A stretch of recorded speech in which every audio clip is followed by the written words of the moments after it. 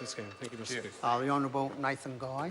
Yeah, Mr Chair, can I thank Stuart Smith for his contribution. I'd like to make a call this evening on the appropriation bill for 2014-15 that's covering the primary sector. It's a huge part of the New Zealand economy. We've set an aspirational target out to $64 billion by 2025, and we know that that's going to be challenging, Mr Cunliffe, right now with the dairy prices.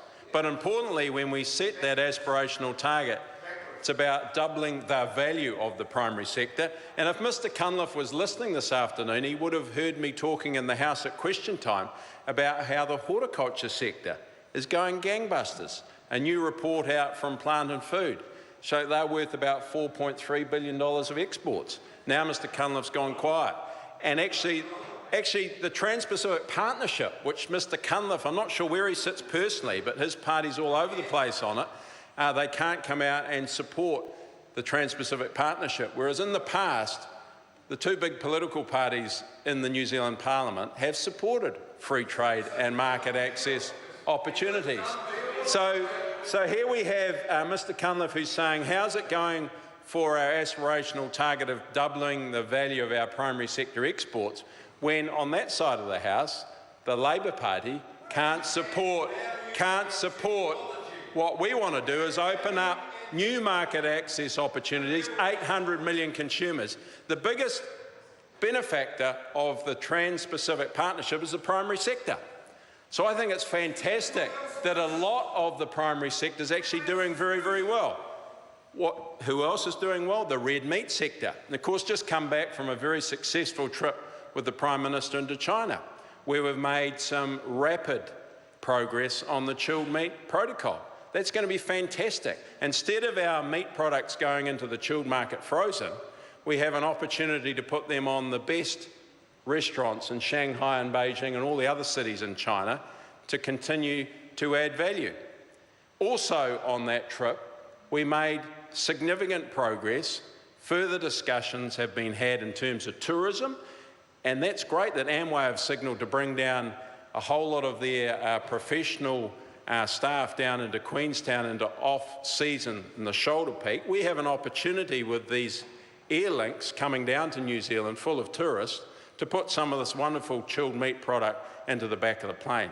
Seafood industry is also growing, so is the forestry sector. So actually, a big part of the primary sector is going pretty well. But importantly, it's pretty tough right now for the dairy industry. Pretty tough right now for the dairy industry, but a lot of the things that's actually happening in the dairy sector are beyond the government's control. I've just been to an OECD meeting up in Paris with a whole lot of other agriculture ministers. When I talked to my colleagues in many of the bilateral meetings that I had, their farmers are feeling the strain as well with the global milk price. Actually, the European farmers who are subsidised, actually their cost of production, they are finding it very, very tough, even with subsidies. So the milk price is below the cost of production for European farmers, just like it is for New Zealand farmers. And we know the reasons for that. Of course, the Russian ban means that European product that used to go into that market of butter and cheese now going into other markets. We also know that the oil-producing countries have less buying power.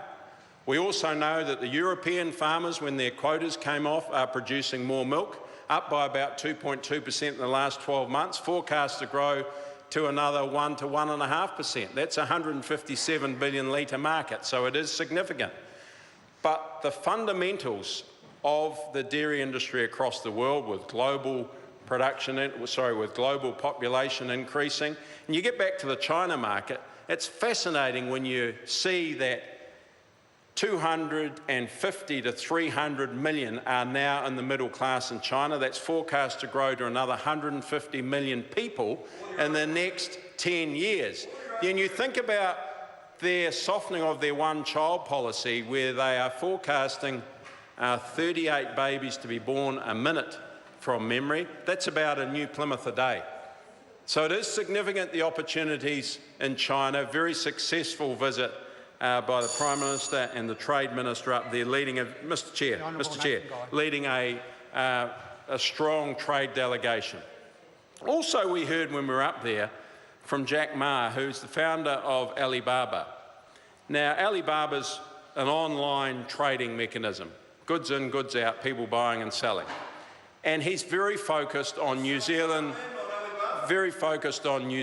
products being showcased there. 407 million consumers in China shop on Alibaba. So an NZTE Alibaba MOU was signed when we were up there. This is going to be significant to showcase New Zealand products through Alibaba. For us, as we know, we produce a premium product. We know that we are world leading in our food safety standards and our overall systems. We know that our animals are predominantly farmed outdoors all year round, hormone-free. All of those things, we have got an opportunity to add more value, particularly in these markets like China.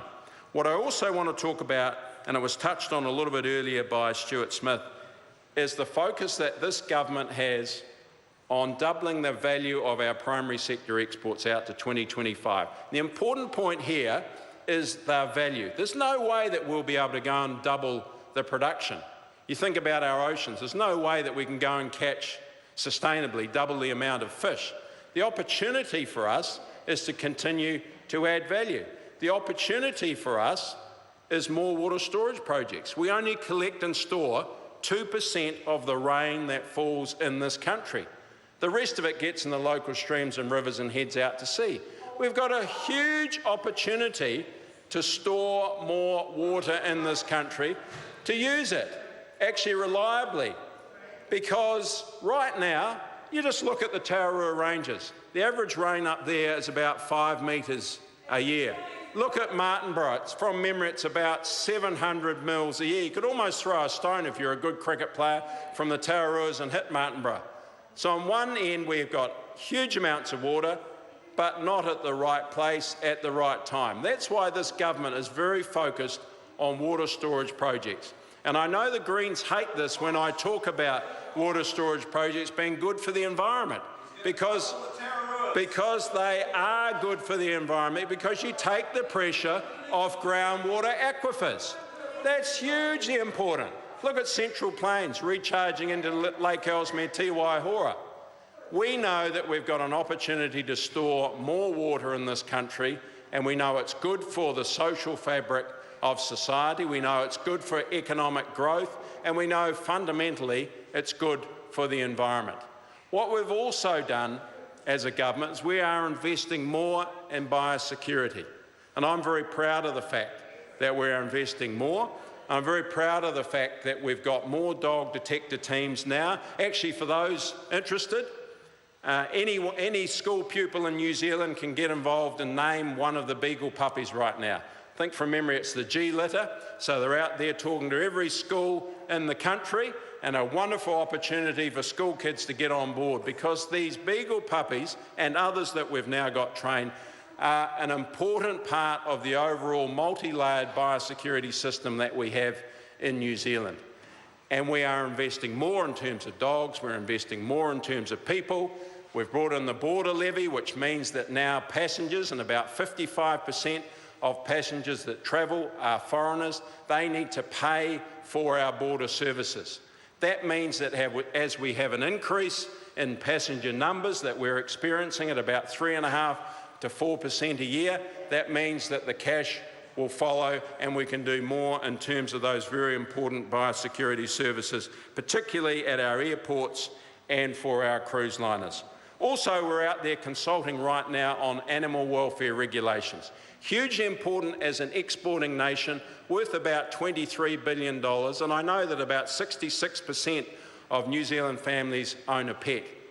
So it's important that we strengthen our animal welfare regulations, fundamental to us as an exporting country, and I know that New Zealanders care about their animals. So in summary, Mr. Chair, it's a great opportunity to be able to talk about the primary sector, a big part of the New Zealand economy, and actually fundamentally the primary sector is doing pretty well, and we're doing what we can to support our dairy farmers through a pretty tough patch. The Honourable